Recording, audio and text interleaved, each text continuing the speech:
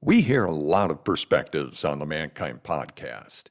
Inclusion of a guest is not an endorsement of their views, and the opinions expressed here do not always represent the mission or values of the Mankind Project USA.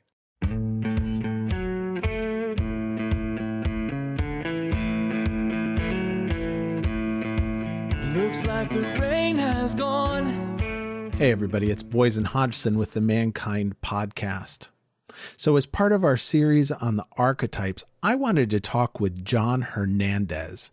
John Hernandez is a ritual elder in the Mankind Project, a man who's been involved in alchemy and transformative work for decades. I wanted to learn more about what alchemy is, how it relates to the conversation we're having about archetypes and the axis mundi, and how we can begin to practice being the hollow bone in our worlds, getting more intuitive information in our everyday lives. So I hope this conversation will bring a new perspective and fill in some nuances and relate this work that we're doing with archetypes to the world of alchemy, which is John's world.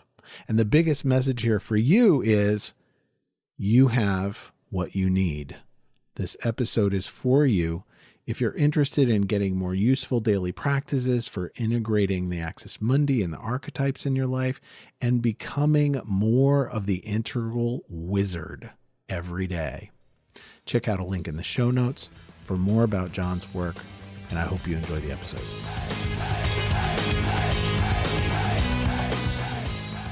Hey everybody, it's Boysen Hodgson with the Mankind podcast, where we are setting out to prove that there is more than one way to be a man. And today, in this kind of overarching big conversation we are having about archetypes and ritual and the axis mundi, we're bringing in a whole other concept and a whole other kind of directionality for looking at this, which is alchemy. And I'm sitting here today with John Hernandez. John's a professional musician. He's a composer and a producer. He began his path in the Western mysteries. We may have to unpack this. Early in his academic career, he's been initiated in a number of Hermetic traditions. He's a member of the International Alchemy Guild and a teacher and mentor of the Alchemy Study Program.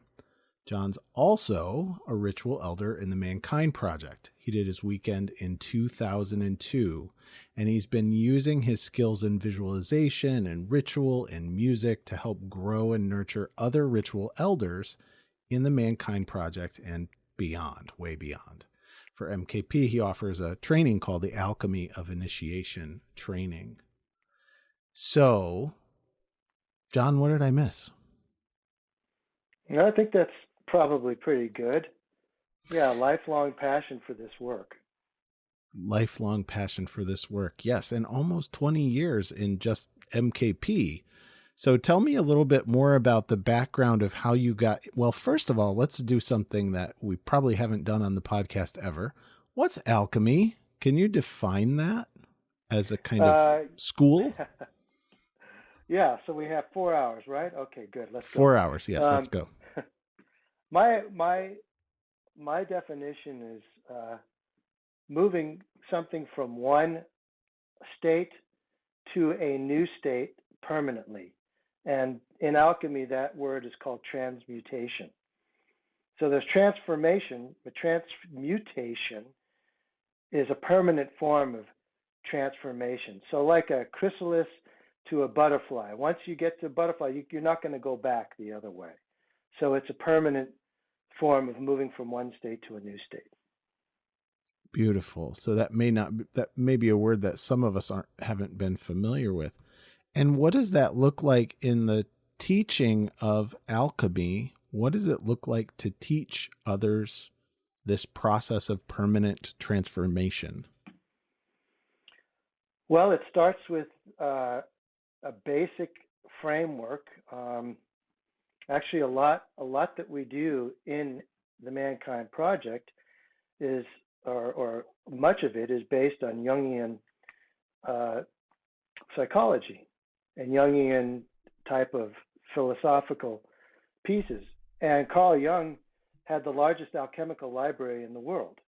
He had quite a bit of material, and he collected a lot of the imagery. In alchemy, there's a lot of imagery because imagery relates to the subconscious much better than my words do, which you'll probably forget anyway as soon as I'm done speaking.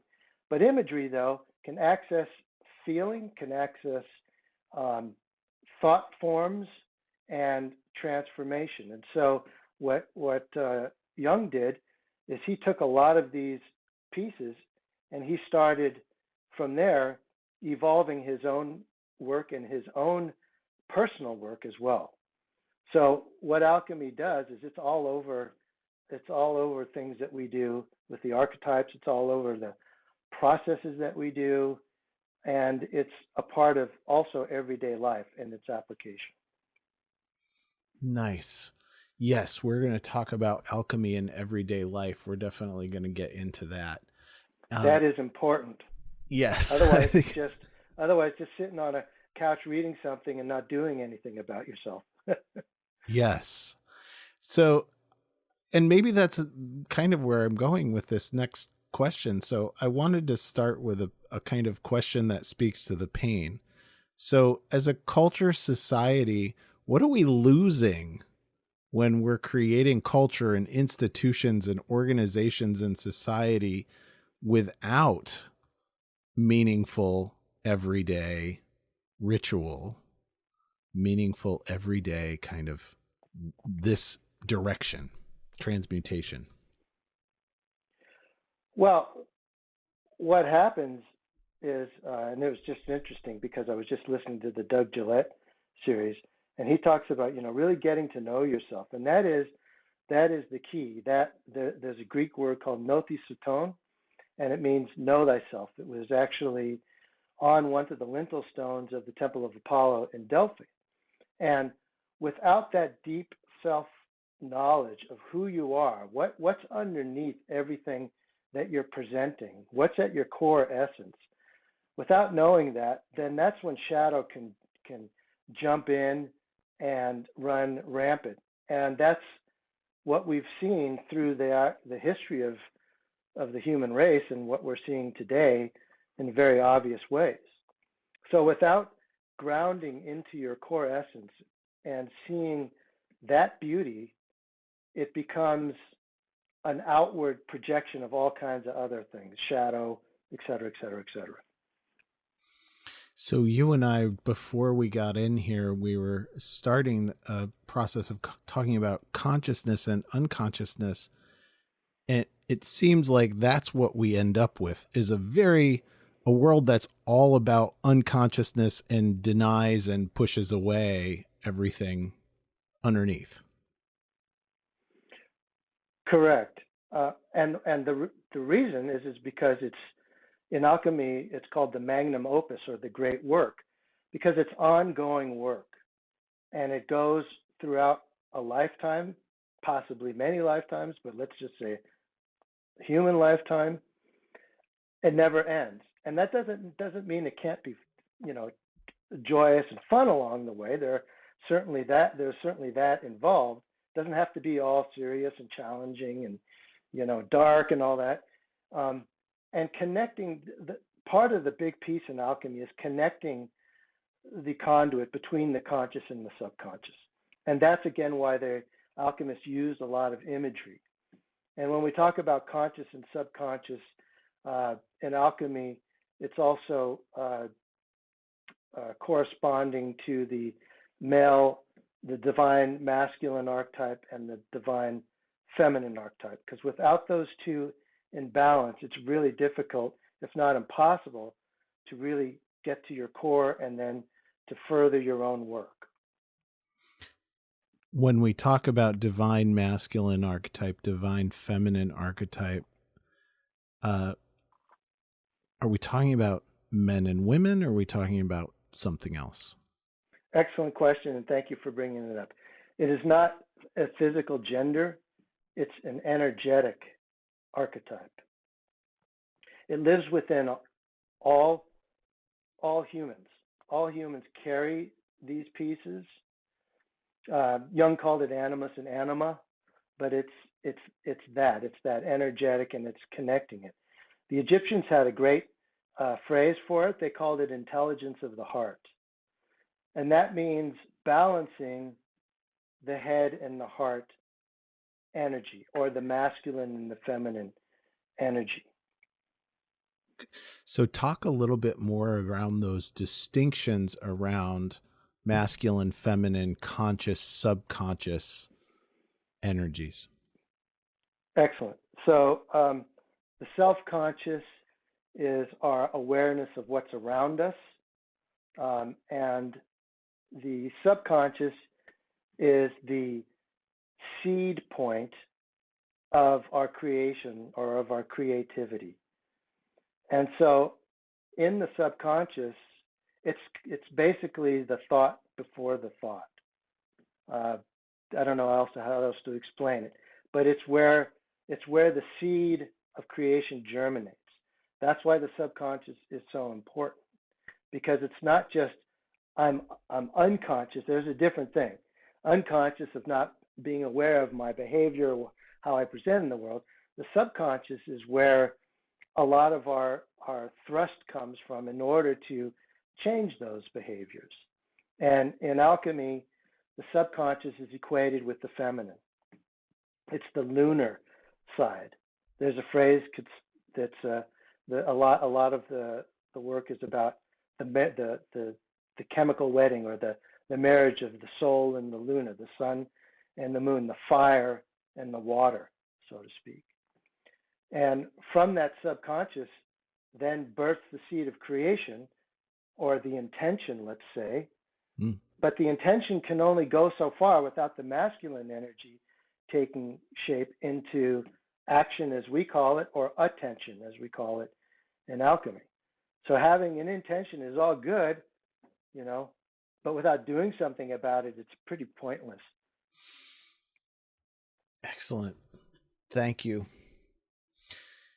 So let's go into, I think before we start talking about guided imagery and kind of that bringing that kind of ritual into everyday life, you mentioned that this is kind of part of a bigger series that we're doing on the podcast that also connected 4 different pieces with Douglas Gillette. King, Warrior, Lover, Magician, one of the co-authors of that book. And so we just did the male archetypes, what are called the male archetypes. Now let's bring in this other concept that we use in the Mankind Project, and then I know that you're deeply familiar with and speak to a lot, which we call the axis mundi. So what's the axis mundi?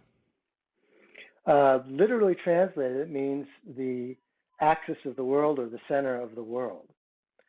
And really, if we look at it in a broader context, there's a saying that says, imagine an infinite circle whose center is everywhere and circumference is nowhere. And if we take that view of the axis mundi, that literally means that each of us is the axis mundi. Each of us is the center of the universe, because it's everywhere. And so the axis mundi, for me, in this work, we talk about 7 different archetypes. We talk about the king, magician, warrior, and lover. And if I were to try and build an image in your mind, if you were to look at an equal arm cross, that's the horizontal arm of the cross. That's the psychological roadmap, where if that's in balance, then we can start working with the vertical arm of the cross, which is the axis mundi. And that vertical arm connects the above, the below, and the within. So it's that more of that spiritual circuit. So if we look at it this way, in order to move to the axis mundi, there's a purification that needs to happen. And that purification is the balance, if we talk in MKP terms, of the king, warrior, magician, and lover. If we talk in alchemical terms, it's the balance of fire, water, earth, and air. Same thing, different ways to get at it.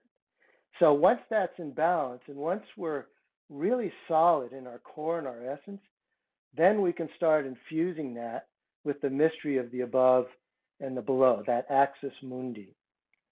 And now you have now you have the equal arm cross in its completion in that piece. I'm gonna touch into.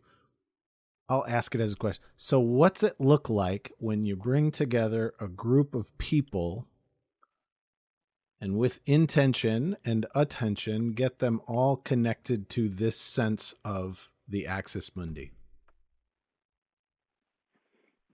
Another great question.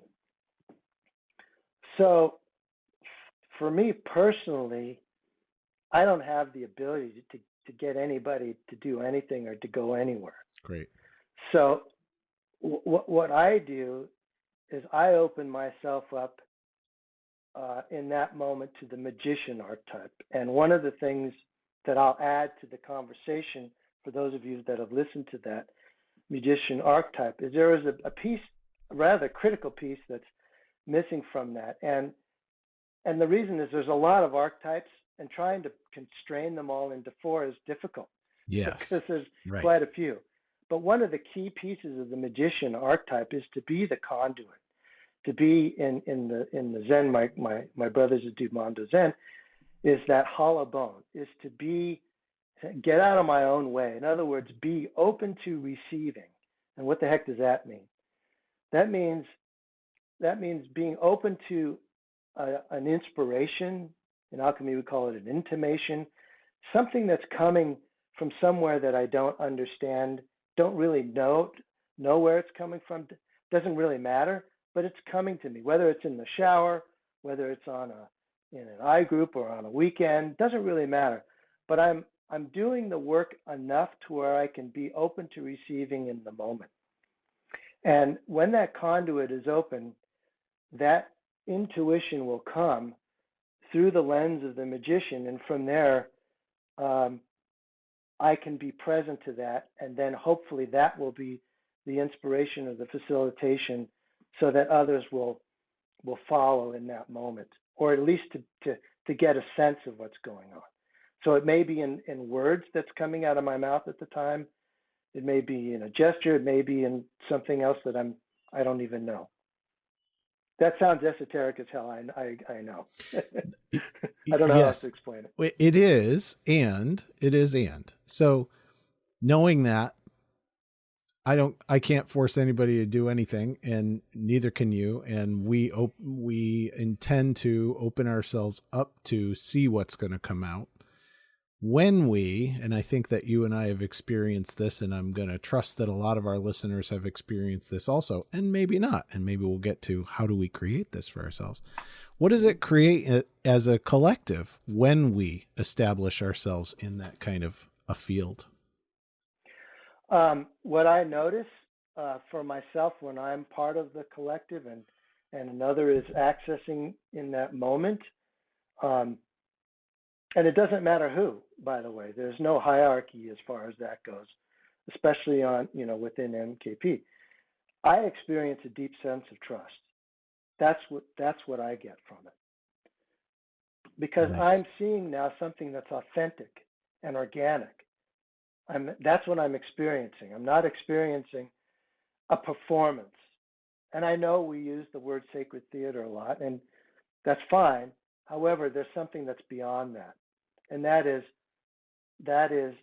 this receiving in that moment of just a pure presence, where my personal sense is that's authentic, that's organic, and now my sense of trust is deepened, and I'm wanting to know more in that moment. Yeah. I'm wanting to listen to more. I'm wanting to experience more in that moment. Yeah. The integral thinkers might throw in, we engage in liminal space, right? We are engaged in transpersonal experience. That's correct. Right. That's when that veil, so to speak, is pulled aside, and we can gaze through that veil into that liminal space, which again is where the seed of creation comes from. And it doesn't matter where. going down a rabbit hole trying to figure this stuff out is a distraction from the work. What matters is it is there, and now what can I do about it? How am I going to incorporate it into my life, and how is that going to come out in a form of service or in a way of healing or facilitation or however you want to hold that. Very nice. So let's go a little bit into the Alchemy of Initiation program that you've been doing with a number of our Mankind Project brothers, and talk about the importance of visualization, guided imagery, as you talk about it. So bring us into that space. Yeah, so guided imagery, as we call it now in the 21st century, what was a major part, actually has been a major part of the human experience since the beginning, as far as I can follow. It's creating that alternate space. And, is it fantasy? Is it illusion? Is it real? Well, all of the above. But in that imaginative space is where a lot of deep work can happen, because in that space we're able to break out of our masks. We're able to break out of our limited thinking. We're able to experience something that's can be quite profound.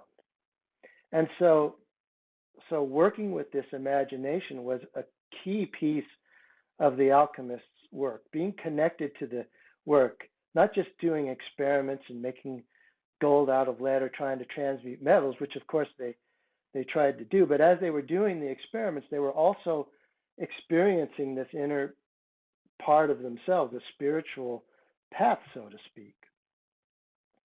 And as such, the importance I put on that is quite high, because of its ability to heal and to see who you are. And it's also really critical as a facilitator to hold the right intention, those that are leading these pieces, because you're holding someone's psyche in your hands in that moment. So there's a big component of psychic safety that I teach as well. And what are some, beautiful, thank you. What are some of the key components? So the podcast audience is going to be a whole bunch of people who, yes, are connected to the Mankind Project, and a whole lot of other folks who maybe have never participated in this kind of a guided imagery journey. So what are some of the key components in this journey? Well, there's a few that are important. First, there's what I call the initial purification.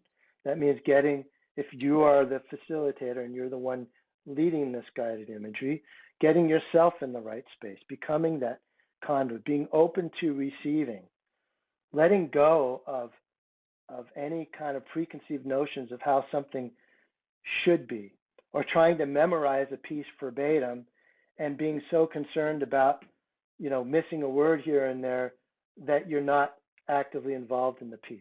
The second part and the critical part is being in that space, in that journey with whatever participants are in there at the moment. So being a part of it and having it unfold as you go, or as I go. So being in it, being open to whatever's coming in the moment, seeing hopefully what they're seeing, that's all critical pieces of it. Now, where you go and what you do in it, that's dependent on, what you're after. But those are the setup components that are critical. And then we spoke a little bit about distractions earlier, how your dog might come into the room or something. So I teach a piece on befriending the distractions, because distractions are going to happen. Ultimately, as many times you say, please turn off your cell phones, there's going to be a cell phone, buzzer or song or whatever the heck is going to come. someone's going to drop a glass in the other room. There's going to be dogs barking. There's going to be, you know, horns honking. Whatever distraction might be is going to come most likely. So at that point, there's either one or two things that can happen. One, you can let the distraction take over your process and take over you, in which case, as soon as you're out of the process, guess what? So is everybody else. Or you can make friends with that distraction and fold it into the world that you're in that moment. If you're enjoying the Mankind podcast, how about taking another step? Now, this one takes some courage, and you have it. Come check out the Men's Work Introduction. It's 3 sessions over 3 weeks, with new sessions starting every month, where you can join other men on the path. You can find out more about the Men's Work course in the show notes.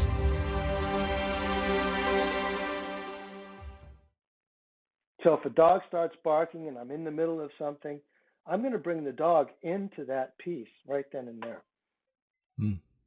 If a song comes on from a cell phone, I'm going to bring that piece in right then and there, and then keep going.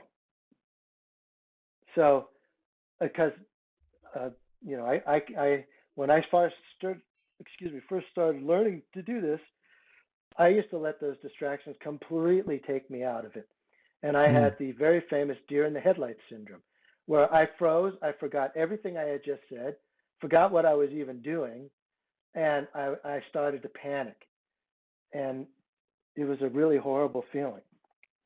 So befriend the distractions. How does this play out? How can I play along with this at home? How can I start to integrate guided imagery into my everyday practices? Another great question. So first of all, a guided imagery doesn't have to look like anything specific, nor does it have to be some major, you know, okay, I'm going to do this for 45 minutes today. A guided imagery can be done within minutes. In fact, I told you this story earlier. It was a great way for me. I tend to be impatient sometimes. That's one of my dragons, one of my shadows. And so to compensate for that, standing in line at a grocery store, and there's someone can't find a price on something, and I'm starting to go there. I know it. I'm starting to dragon saying, "Come on, get the hell going." And so what I do instead is I'll move myself into some other place, some other world, and I'll just go there in the moment. And sure enough, what happened when I finally got to the checker, she goes to me, I noticed, were you sleeping back there? Wait. And I said, no, I was just somewhere. So it can be done quite quickly, or it can be done in what I call long form. So how can you do your own guided imageries? Well, that depends on what you're after. So if we fold it back into the archetype talk we did, let's say you're just about to go into a meeting, and you need a little something because there's some fear coming up, and this is an important presentation, and you only have from the time from walking from your office to the other office in order to get it together. So you don't have this time for this long form. The fear is coming up. What do I need? And so in that point, I know, okay, I'm probably going to go to the warrior and get a little fire and a little focus and a little power. So I can go right then and there in that 1 minute walk, and I can access the warrior. What about the warrior really called to me in that moment? It's that definition. I've been given a task from the king. I'm going to do that, or maybe it's I'm going to defend my family in that moment, or whatever that warrior energy that you have that calls to you. I'm going to visualize that in not only the color of what's going on, but the scent, the smell. Make it as real as you can, and then have that land where that archetype lives within you. And now you walk into that meeting and you're ready to rock, as an example. Same thing with the lover, the magician, the king, all those you could do the same thing with. So I notice us doing, lack of a better word, very man-shaped example, a very man-shaped example. So now I'm curious, same meeting. I'm walking down the hallway and I know that what I'm really going to be needing in this meeting is to be receptive, non-reactionary, willing to be in collaborative space, something else. So retell that story with a different archetype. Sure. Okay, well, the first thing I would do is I would challenge you. Now, I know what I would do, but what archetype do you think would be the appropriate one to access in that moment? There's a sense of sovereignty about it, acceptance, honoring, receptivity. So there's a sense of sovereignty about it, and there's a sense of lover about it. Welcoming, yes. Excellent. Well, perfect. This is exactly why I say sometimes these 4 archetypes, it's hard to put them in boxes because they can be fluid between them at the time. So yeah, there's elements of both of those in there. So having the openness of the lover in that moment is good. So what I would instruct one of my students would be, what evokes that openness in you? What image evokes that openness in you that you can bring up in that moment? So for me, I know one of my big pieces I've had to work on for a long time was opening my heart, because that was a really dangerous thing for me to do. So I know what I need in that moment. I need to visualize the feminine and bring up that feminine piece in me where she can touch my heart in that moment, and I just melt open. I just feel, okay, it's safe for me to do that. And my king then also knows when to do that, and when to have that go on. And then the king could be there in the positive pole of the king in this one, and that's say, okay, now I can make this decision because I'm open to receiving, and now I can make a clean decision that will serve my kingdom, my personal kingdom, and my kingdom of my work, or whatever that decision is going to be in that moment. So yes, using both those archetypes is appropriate for that. Beautiful. Taking a breath to go. Where else do you want to go? Well, I'd like to circle really quickly back to the axis mundi, if we could. Good, please. So, where does that above, below, and within fit in what we do in this work? So after we get those horizontal pieces balanced, the king, magician, warrior, and lover, okay, now we can get out of our own way, because those 4 archetypes help us with cleaning up our shadow and really recognizing where our shadow is, so we know when the shadow's coming in and when it's not.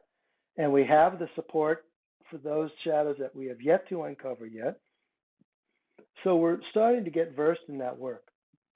And once we have that openness in our psychological landscape, then we can really be open to inspiration. So we're receiving an inspiration from the above in this case, okay?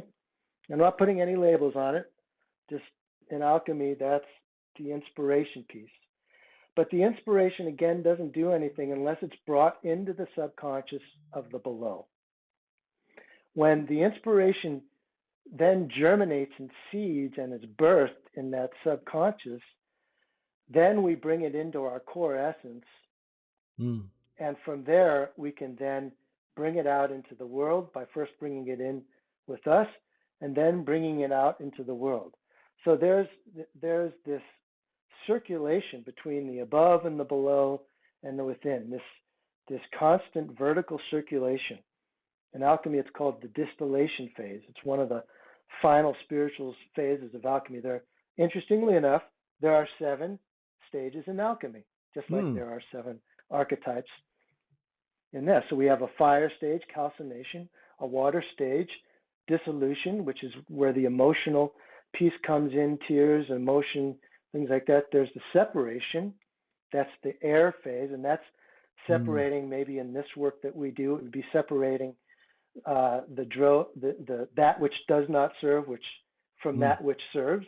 And that's a separation. Then there's the conjunction, the conjoining. That's the king stage, or the earth stage in alchemy, and that's when we now incorporate that piece of us that has always been there. I believe it's not a new message; it's the message that's always there that we're uncovering, and that's our king. That's kind of where we wrap things up nicely on the work that we do. But from there in alchemy, the next stage is called fermentation. And what happens then is that's where grandiosity dies. Because once we're in that space of doing the work and getting that message, we could get that monk's pride, or like, okay, I'm enlightened now, or I've done my work, and next thing I know, boom, something comes up and blows us off of our kingly pedestal, and our crown goes rolling off into the ethersphere, and it's like all is lost, the dark night of the soul. But that's the point where our spirit can then be released, and that's what happens in the fermentation stage in alchemy, and that's the fifth stage. Then the 6th stage is distillation. That's what I was just talking about, the moving constantly up that axis mundi. And then finally, you have the final, what's called coagulation, which is the within stage in MKP. That is the conjoining now of that first king, that realized psychological self, within that seed of something else. And I'll let you guys put whatever label you want on that one. But it's conjoining those 2 pieces together. And so that is the real secret of alchemy, the Philosopher's Stone, and that's also how I use the axis mundi within the MKP world too. Wow, beautiful overlays. And then I immediately go into, just because of the labels and the referencing, boy, at the end of that, we have a really beautiful distilled medicine. Yes, that's the elixir. Thank you. Well done. You beat me to it. Yes, that is the elixir, the healer, the healing medicine that's produced by doing this work. And it's not easy, and it's attainable. It's attainable within our lifetime, because again, all of that is already here. We don't have to, it's not somewhere, it's not outside of ourselves. And I think there's a lot of folks that get caught up in that. They want to find a quick way, I'll just put it that way. And it's like, oh, I want to get initiated, because if I'm initiated, yada, yada, yada, yada. Or I want to go to this guru or this person or this, it's not there, guys and gals. It's just not there. You've already got it. It's already here. And so working with it and accessing that's the gold in alchemy, basically. It's the same thing. Yes. Beautiful. So we keep doing that work. I'm reminded of when we talk about the axis mundi and the above and below, and I want to pull in some of the kind of shadowy aspects maybe. So I know folks, I'm never me, of course, but I know folks out there who might get some connection in the 4 directions in this horizontal plane, and I've got a handle on some of the archetypes, but I'm really tied into the above and not well anchored in the below. Or I'm really anchored into the below and not tied into the above. Right. So I guess I'm kind of describing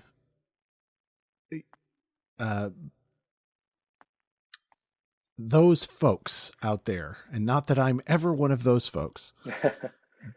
But how do I get re-anchored if I'm off in the ethers all the time? And how do I get off into my creativity if I'm too grounded? depressed. I'm going to say. Okay. So if so, this is one of the key pieces of the distillation process is, and I'm going to use a label because I don't know how else to describe it, but the hermit mystic, the one that reaches those high levels and is working up there, and in order to really do that work, as far as they're concerned, is to go live in a cave, off the grid, and never interact with the world, the below again, because I'm always up here, up in the ethosphere. So I might get some amazing pieces up here, but if I don't bring them back, and I'll just use the word we use a lot, in the form of service, if I don't bring it back to the earth, then it doesn't do anybody any good or myself. And the same thing, if I'm too far grounded, or I'm in the below all the time, and I don't bring what I'm feeling and what I'm learning and what I'm experiencing, here on the earth, if I don't bring that up and try and get some new insights and inspirations with it, then again, I'm stuck from the below. So that's why it's this beautiful circulation, constant circulation. So don't stay up there. Might be tempting, but bring it back and give it back. And then take what I learned by giving it back and bring it back up again for some more inspiration. Beautiful.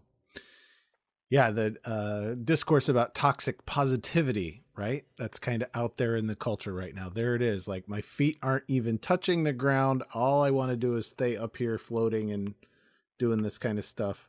We're getting trapped in kind of a victim mentality, right? Trapped in my pain, trapped in my trauma, trapped below. Trapped, right. Of course, that's another shadow, whether it's over positivity or over negativity. That's being out of balance. So it's about correcting that, working with that balance. Beautiful. That's why you can never kill the shadow. And that's not the point of the work. Killing the ego is a misnomer. If you kill the ego, you might as well, you'll probably be dead, because the ego helps us survive, the healthy part of our ego. But there's, the parts of it that we know, the personas and the masks, the pieces we put on so that we feel that we can be accepted. Those are the pieces that don't serve. And those shadows will always be with us, always. And it's a matter of managing those and recognizing those. And then until the next one comes. Damn it, I'm 63 years old and still more are coming. Why? So, but that's okay. I can befriend those now because I know at least how to work with them. Beautiful. So something just occurred to me, and I'm going to bring up, do you have to go? How much time you got? Got another 3-4 minutes? Oh, easy. Yeah. How about dreams? Well, dreams is that's a whole nother discussion. I am not a dream expert, although one of my mentors is. He's another Jungian analyst, has written a few books. His name is Dr. Tom Cavalli, and that's what he does. He's a dream analyst, a Jungian analyst. So I would refer folks to his work over my interpretation. But dreams are another part, to me, a part of that liminal space. It's a part of breaking through into something else. For me, it's a bit of an adventure because I have lucid dreaming, and I've had that since I was a kid. Probably that's why I'm into alchemy and all that kind of stuff. And I'm even aware of most of the time that I'm in a dream. So it doesn't surprise myself that I'm drawn to this work and guided imagery and all this. But as far as interpreting dreams, that's not my level of expertise. So I know my limitations. You're just along for the ride. I'm along for the ride, man. That's it. In the dreamland. That's yes. Yeah. And I don't know where that came from, but I also I'm an occasional lucid dreamer, but I am a lifelong, extraordinarily vivid dreamer. And my dreams fascinate me. waking up with all of that stuff, and I often wake up going, what the hell did that mean? What Yeah. was that all about? Well, it's good training ground for doing, the imagination work for sure. So Good. So how about this? How about this as a final kind of question for the listeners out there? What are a couple of things that you would say to people about learning to access that hollow bone in themselves? the first thing I do with my private students is I'll have them keep a journal. And one of the key things I have them write in the journal is start writing about what I call coincidences that are not really coincidences. In other words, how are you seeing, what's going on and what led you to this particular point in your life, and start looking at that and start noticing things around you. It's like, wait, is that deja vu? Did I really experience it? Well, wait a minute. How is that happening? Oh, that's just a coincidence. Well, no. Start writing about that, because you'll start to see things that correspond to each other that you may not have noticed before. So really pay attention to that. And what that will do is start giving yourself permission to trust that when you get these pieces of inspiration, that it's something that's organic and real. And you can differentiate that between fantasy or false talk, because anything that's coming into you to really boost your ego or to, do all those kinds of things, that might be something else that's not one of those intuitions, but something that comes to you like all of a sudden, oh, here's this, and this makes total sense to me. Now I can bring it out to the world. So allowing yourself to have that, noticing it just to practice, that's the practice piece. And then being aware of when it comes, like I said, whether it's in the shower, whether it's walking down the street, whether it's in line at the grocery store, doesn't really matter when it happens, nor can you force it to happen. It's not like, okay, it's Sunday at 9 o'clock in the morning. This is my time to meditate for 45 minutes, and I know I'm going to get something, or that's my goal, is to get something. That's probably the least likely place that'll happen, because at least in my experience, that's not the way it works. It works when I'm not expecting it to come, but I'm open to it. I'm open. My antenna are up, so to speak. Cultivating, I'm open to receiving.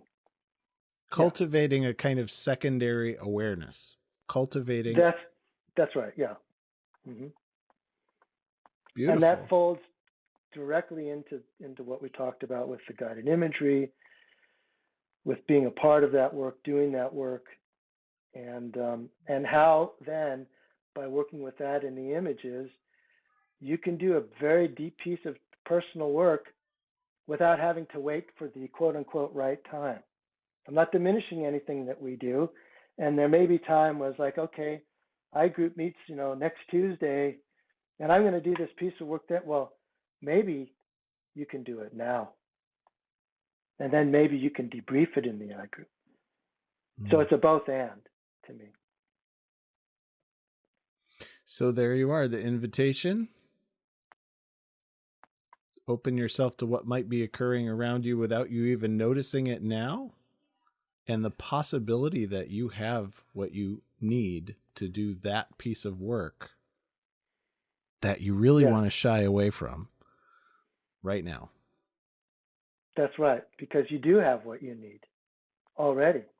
And if I'll just give you this one last analogy, if you want to close with this one, we hear a lot about mining and things like that. And as a former geologist, I'll just give you this bit of a story. So, okay.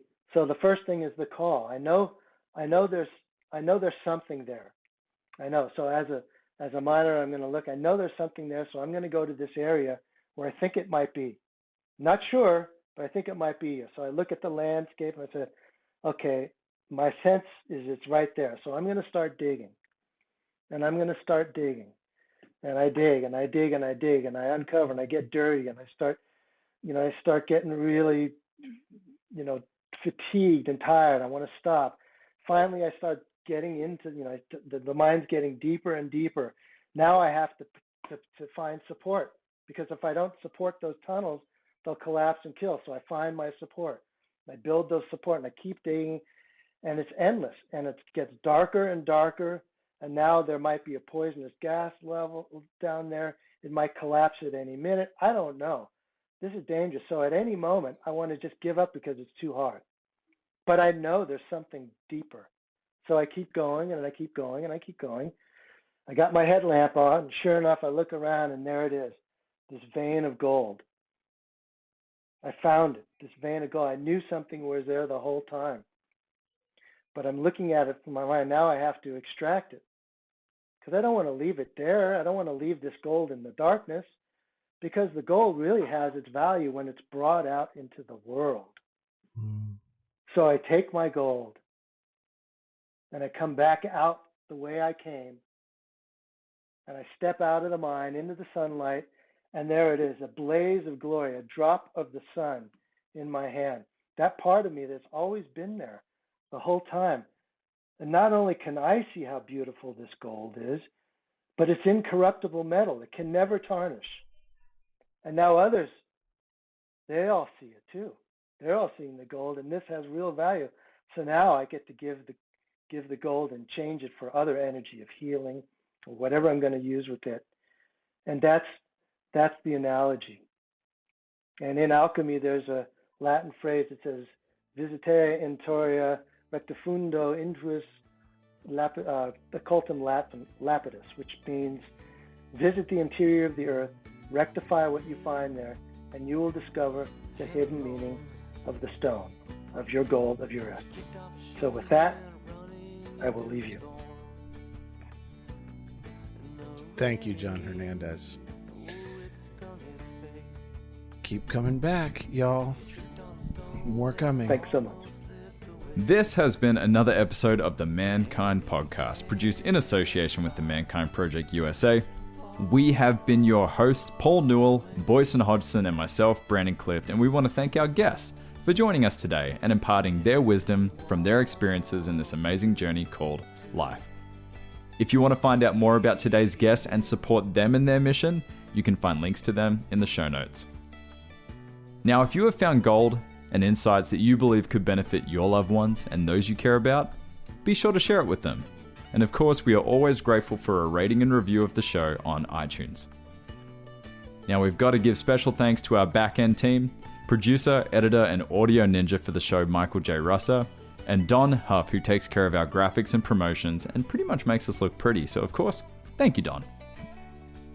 Now, above all else, we've got to thank you, the listener, because through your attention and your support, you have made it possible for us to let men all over the world know that they are not alone and that there is more than one way to be a man. And if something in this episode has touched you, then perhaps it is the call to action to get involved in men's work. With live trainings happening constantly and in-person trainings happening all over the world, the Mankind Project definitely has something for you. Now, if you've enjoyed the music in this episode and all of our episodes, be sure to check out Jim Donovan and the Sun King Warriors. I have links to them in the show notes. And lastly, just know, what it means to me to be a man is completely different than what it means for you. What it means for Paul, what it means for Boyson, that is the beauty of this journey. So if you are looking for guidance, support, and community as you begin to unpack and dive deeper into your men's work journey, then you know where to find us. Same place, same time, next week. Lots of love. We'll see you then.